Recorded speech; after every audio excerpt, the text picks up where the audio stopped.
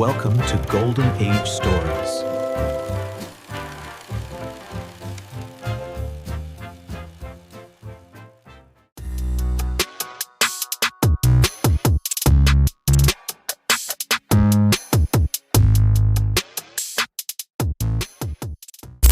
You know, there is a very specific, very comforting myth that we tend to tell ourselves about history. It's almost like a bedtime story for adults. I know the one you mean. It's this idea that when a truly righteous person stands up, someone who is, unequivocally speaking for what is true and good, the universe sort of bends around them to protect them. Yeah, that moral goodness acts as a kind of deflector shield against all the bad stuff. Exactly. We like to believe that. It makes history feel safe, feel neat. But today we're doing something very different. We are taking a stack of material from a really incredible and honestly quite haunting audio documentary called Golden Age Stories. It really is haunting. And our mission today is to essentially take a sledgehammer to that myth. Because the reality presented in these sources is, it's far more honest, far more jagged, and frankly, terrifying. It is, and I think it's necessary work, especially for a figure as monumental as the one we are discussing today. The source material makes it incredibly clear. When Dr. Martin Luther King Jr. stepped onto the national stage, he wasn't met with a protective embrace from the universe. No. He didn't walk into a spotlight, he walked straight into a storm. A storm of hatred so focused, so personal, that even the simple act of sitting down to dinner became, and this is the phrase that really stuck with me from the notes, an exercise in mortality. That phrase just captures the entire tone of the documentary, doesn't it? It leads us to this central, chilling fact that almost always gets scrubbed from the history books. Right. Especially the versions we all got in elementary school. Oh, for sure. We see the holiday, we see the statue, we see the postage stamp. But the reality is that Dr. King never, ever expected to reach old age. Never. Yeah. Not just that he feared it, but that he just accepted it wouldn't happen. He never expected it. He didn't just fear violence in the abstract, the way you or I might fear a car accident or, some random event. According to the documentary, he lived every single day of his adult public life with the absolute cold certainty that he would be assassinated. Wow. It wasn't a question of if for him. It was always a matter of when. God, I want to pause on that for a second. Just try to imagine the psychology of that. We see the photos of him waving to crowds or standing at the podium with that resolute, calm look on his face. Completely composed. But the source asks us to imagine the atmosphere of his daily life behind closed doors. It describes it as an inferno. It really was. Think about the Montgomery Bus Boycott. That was really the beginning of his national profile. He's thrust into this leadership role at a remarkably young age. 26. Just a kid, really. And suddenly, his life is just flooded with bile. And we aren't talking about a few nasty letters here and there. We are talking about an avalanche of hate. Thousands of threats, letters, phone calls, all demanding silence or demanding blood. There is this specific image the source uses that I honestly cannot get out of my head. It's so visceral. The one with his daughter. Yes. Yeah. It describes a young father, and remember, he was barely 30, a young man by any measure, holding his infant daughter in his arms in his own hallway. And while he's holding this baby, rocking her, the telephone wire on the wall is buzzing. That sound, that old mechanical ring that just cuts through the air. Exactly. And it's not bringing congratulations on the new baby. It's bringing a meticulously detailed map of how his house is going to be bombed that very night. That is the shadow of death he lived under, constantly. And that's the question we have to grapple with today. How do you stand in the face of that? Right. How do you answer a call where a voice calls you an animal, describes exactly how you're going to die, and then you just hang up the phone, adjust your tie, walk onto a stage, and preach about love? That is the mission of this deep dive. We aren't here to talk about the marble statue on the pedestal. We aren't here for a dry recitation of dates and legislation. We are here to appreciate the human being who absorbed that shockwave of racism and somehow, miraculously, transmuted it into love. It's a deep dive appreciation. We're peeling back the legend to find the man. Because when you strip away that myth of the protected hero, the bravery becomes so much more real, so much more impressive. So let's go back to the beginning, or not even the beginning, but the identity. Because one of the most fascinating things I found in the Golden Age Stories source material is that Martin Luther King Jr. wasn't even born with that name. That's right. It's a detail that often surprises people who haven't looked closely at the biography. He was born Michael King Jr. in 1929. Michael King, it just sounds wrong, doesn't it? Yeah. It doesn't carry the weight. It sounds like a guy you'd work in accounting with or someone you'd see at the grocery store. It doesn't have that same gravitas, no. But the story of the name change is absolutely crucial to understanding his psychology, his entire worldview. So what happened? Well, his father, Martin Luther King Sr., who was known affectionately as Daddy King, was a powerhouse in his own right, a very devout but also a very worldly man, a real pillar of the community.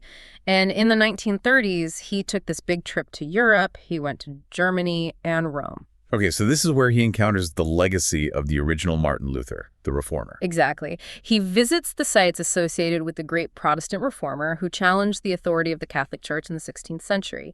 And Daddy King is so moved by this history, this narrative of one man challenging corrupt, entrenched power to reform the faith, that he has this profound experience. It must have really resonated with what he was seeing back home in the Jim Crow South. Oh, absolutely. He saw a direct parallel. And so he returns to Atlanta and he renames himself Martin Luther King. But he doesn't stop there. He renames his 5-year-old son, too. So little Michael becomes Martin, just like that. Yes. And we have to look at this analytically, like the source does. This wasn't just a cosmetic change. It wasn't just a preference for a new name. It was a theological declaration. A declaration. The source calls it an imposed destiny. From the time he was a child, Martin Jr. was walking under the banner of a reformer. He was literally named after the act of protest, of challenging corrupt power. Talk about pressure. You're 5 years old, and your dad basically says, okay, son, your name is now synonymous with the revolution. Good luck with kindergarten. Immense pressure. He grew up in the shadow of this expectation that the kings of Atlanta were inheritors of a tradition of fighting power. It's a heavy, heavy mantle to drape over a child's shoulders. You weren't just living for yourself, you were living for a legacy. But despite that heavy name, his early life sounds, well, almost protected. The source describes Atlanta's Auburn Avenue as a bubble. It was, and that's a really important piece of context for understanding his resilience later on. This wasn't just any neighborhood. This was a thriving center of Black professional life in the South. You had doctors, lawyers, pastors, insurance agents, business owners. It was an insulated universe of Black excellence. So within his home and his church, he wasn't defined by the gaze of the segregated South. No, not at all. Within those walls, he was defined by his intellect, by his family, with his faith. He was defined by his curiosity. He was raised from day one to believe he was inherently worthy. He didn't grow up internalizing inferiority in his living room. The outside world might have been hostile, but his internal world was fortified with love and validation. Precisely. Which makes the moment that bubble burst even more traumatic. The source calls it the first wound. And what's so heartbreaking about it is that it didn't come from a burning cross or a police baton. It came from a kid. His best friend, right? A 6-year-old friend. Right. So the story goes that Martin's inseparable friend was a one boy whose father owned a store across the street from the King home. And the source paints this beautiful, idyllic picture of them just wrestling, playing, sharing secrets. Just 2 kids, completely oblivious to race. They were living in a human reality, not a social construct. They were just 2 little boys who liked to play together. Then the social contract interferes. That's a perfect way to put it. They turn 6 and they start school. Martin goes to the segregated school for Black children. The friend goes to the white school. And one day, Martin goes over to his friend's house and the white father intercepts him. He stops him physically. He stops him and tells him the friendship is over. The rules have been explained now. He basically says, you can't play with my son anymore because you are Black. I could just picture that blank confusion on a child's face because a 6-year-old doesn't understand Jim Crow laws. He doesn't understand Plessy v. Ferguson. No, of course not. He understands loss. He understands rejection. He understands that suddenly, arbitrarily, a human connection he valued has been subtracted from his life. It's a rupture. The source describes it as the broken social contract. It's the moment the world tells him, for the very first time, you are different. And because you are different, you are less. And this leads to what I think is one of the most touching and, frankly, most important scenes in the whole documentary. The kitchen table lesson. He goes home weeping, right? Absolutely heartbroken.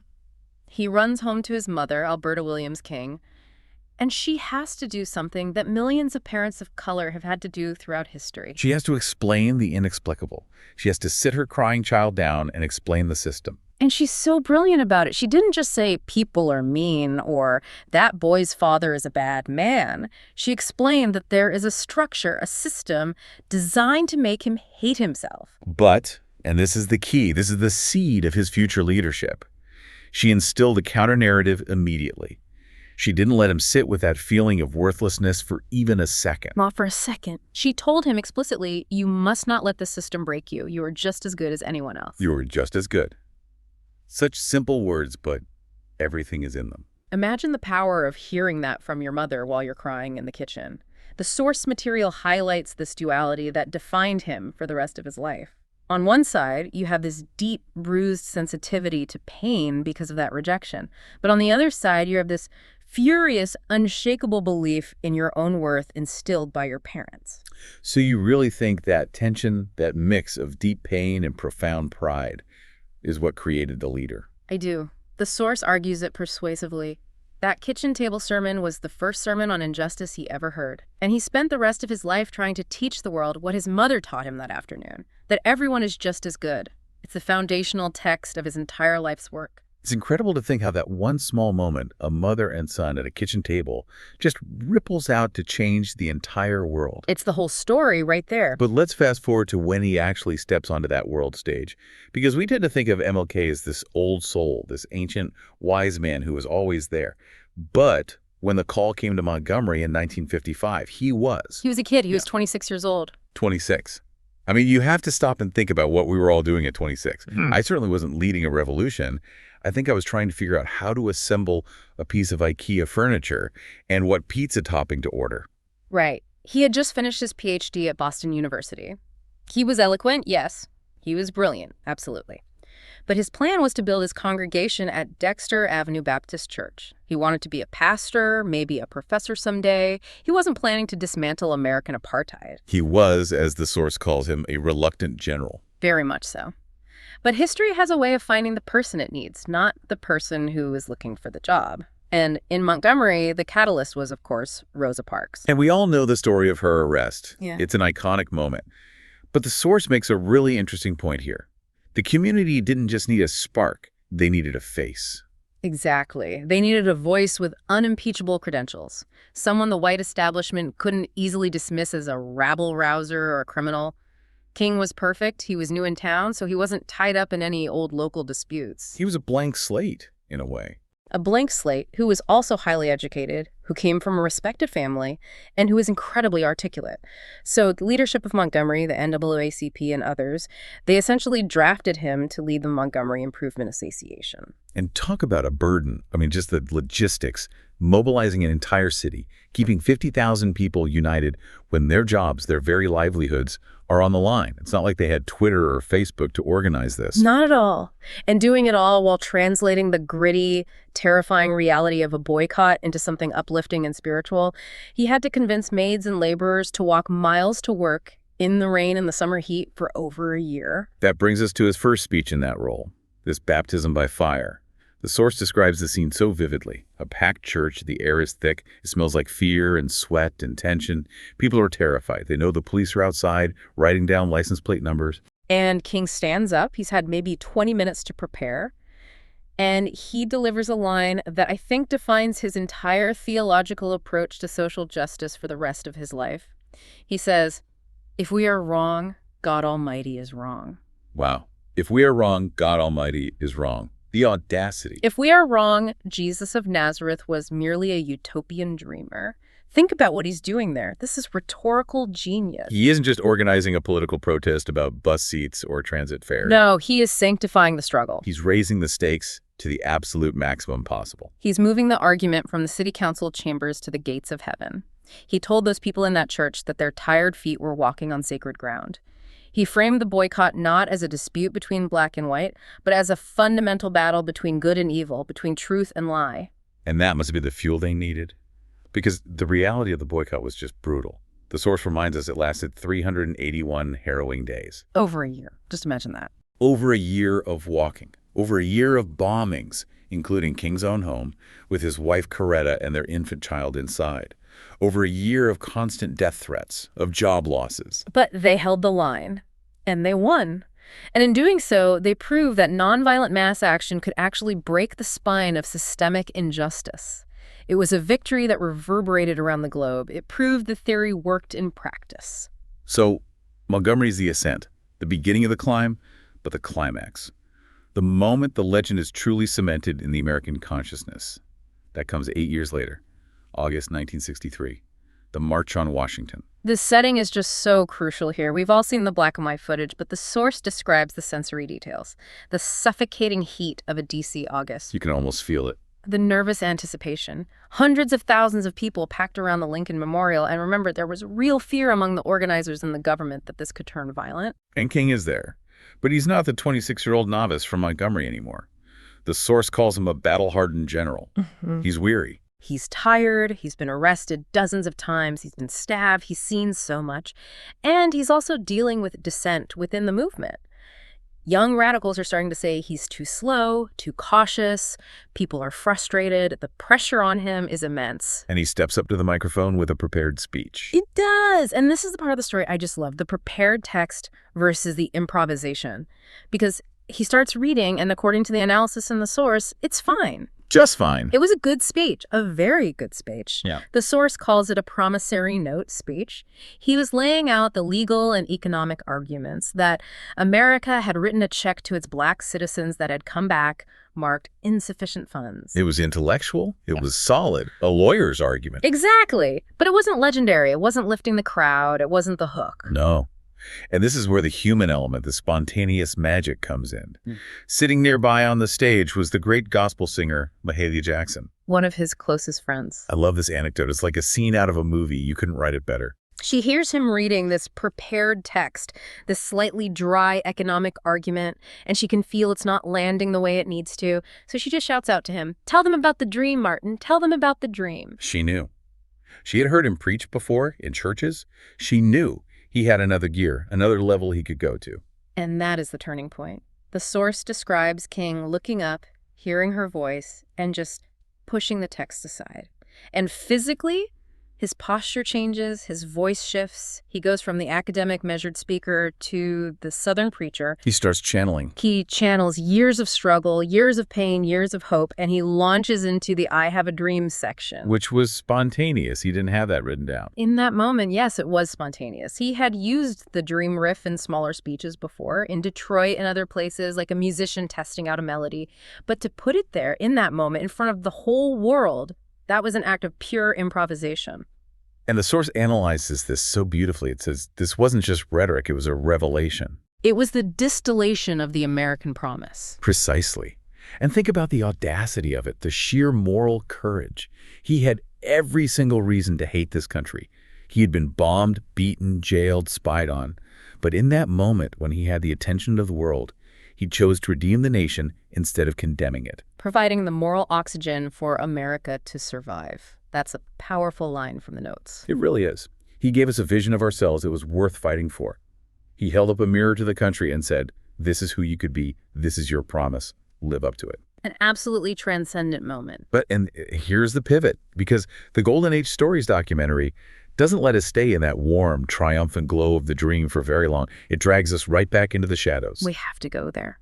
Because beneath the speeches, beneath the applause, beneath the Nobel Prize, there was an invisible war being waged against him. This is the stuff that really chills me to the bone. Yeah. The war on two fronts. You had the public war against segregation, Bull Connor, the dogs, the fire hoses. That was all out in the open. You could see your enemy. Right. But then you had the private, secret war against the U.S. government, specifically the FBI. And its director, J. Edgar Hoover. He is the unequivocal villain of this part of the story. There's no ambiguity. He viewed the civil rights movement not as a quest for equality, but as a communist plot to destabilize America. And he fixated on King with a personal, vindictive hatred. The extent of the surveillance is just shocking. It sounds like something out of a Cold War spy novel, but it was real life. Bugs in his hotel rooms. Phone taps. They were tracking his every move, every conversation. And they weren't just collecting intelligence on the movement. They were looking for dirt. They were looking for personal vulnerabilities they could exploit. And they found it in his infidelity. And they weaponized it. They didn't just file it away. They packaged these details, these audio recordings, into dossier and sent them to journalists, to politicians, to university presidents, trying to destroy his credibility. They wanted to ruin him. But the absolute nadir, the lowest point of this entire campaign, has to be the suicide letter of 1964. It's a horror story. I don't know another way to describe it. An anonymous package is sent to King's office. Inside, there are tapes of his private moments obtained through those illegal bugs. And a letter. A letter that calls him an evil, abnormal beast. And a fraud. A colossal fraud. But the command at the end, it's not even veiled. It strongly suggested that there was only one way out for him, that he should commit suicide before the tapes were released to the public. Think about that. The FBI, an agency of the United States government, sent a letter to a Nobel Peace Prize recipient telling him to kill himself. Imagine opening that package. You are trying to be the moral leader of a movement. You are preaching nonviolence and love, and the director of the FBI is essentially telling you to kill yourself. The source asks us to really imagine the human toll of that, the loneliness. King was already carrying the weight of the world on his shoulders. He was the perpetual bridge between the angry young radicals who wanted to burn it all down and the slow-moving moderates who wanted him to be quiet and not make waves. He was absorbing blows from all sides. Ah. And the guilt. The source talks about the guilt he carried. It mentions the 4 little girls in Birmingham. The 16th Street Baptist Church bombing. When those children died, King felt that so personally. He questioned himself constantly. Is my nonviolence costing lives? Is my strategy getting children killed? That is a crushing, unbearable burden for one person to carry. And on top of all of that, he had what the source called this imposter syndrome. He felt trapped. The public wanted a saint. They wanted a flawless prophet. But he knew he was just a man, an exhausted, imperfect, flawed man. The source puts it so poignantly. He lost the luxury of just being Martin. He couldn't just have a bad day. He couldn't just be tired or frustrated or scared. He belonged to the world, and as the source says, the world was eating him alive. He was being consumed by the very movement he had created. Exactly. Which leads us, inevitably, to the end. April 4th, 1968, the Lorraine Motel in Memphis. He was 39 years old. 39. It's haunting because, as we said at the very start, he knew this was coming.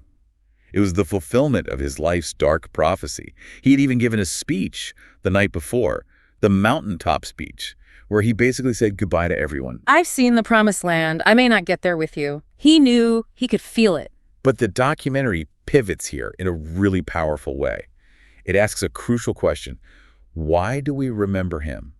Decades later, why does he still matter so much? It's not just the legislation, right? Yeah. The Civil Rights Act, the Voting Rights Act, those are monumental, but laws can be changed. They can be eroded. No, it's something deeper. The source uses a phrase that I absolutely love, and I'd never heard it before.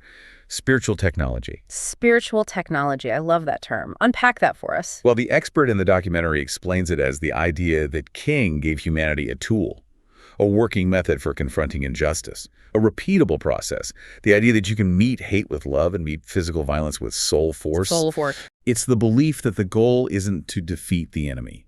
The goal is to redeem the enemy. That is such a radical, almost unthinkable concept. You aren't trying to crush the person oppressing you. You are trying to save them from their own hatred. You are trying to liberate the oppressor from the shackles of their own prejudice. You are forcing them to look in the mirror. You are holding the moral high ground so firmly, so non-violently, that their own violence reveals itself for what it is. Ugly, shameful, and weak. That is the technology he left us. It's a mechanism for social change that doesn't rely on the sword or the gun. And the source also issues a really important warning. It warns us against sanitizing his memory. Yes. This is so important. We love the I have a dream king, the soft-focused, non-threatening king, but we forget the radical king. We forget the man who vehemently opposed the Vietnam War, calling his own government the greatest purveyor of violence in the world today. We forget the man who launched the Poor People's Campaign near the end of his life. He wasn't just fighting for civil rights for Black Americans. He was fighting for human rights for all poor people. He was challenging the entire economic structure of the country. He was talking about poverty, about economic exploitation, about the military-industrial complex. He was a revolutionary, and that part of his legacy often gets smoothed over because it's uncomfortable. It challenges us. It's much easier to put him on a postage stamp than to actually listen to his critiques of capitalism or war. It's easier to celebrate the dreamer than it is to grapple with the radical. Precisely. You know, as we wrap up this deep dive into the Golden Age stories material, I just keep coming back to that idea of the fire. The fire. Yeah. The source notes that to build a golden age, one must sometimes first survive the fire. That is the ultimate lesson here, isn't it? Martin Luther King Jr.'s story is a testament to the cost of moral leadership. It's not clean. It requires sacrifice, it invites darkness, it demands that you walk willingly into that inferno. But the light it creates, Yeah. the light it creates cannot be extinguished. It can't. He showed us that despair is a moral failure.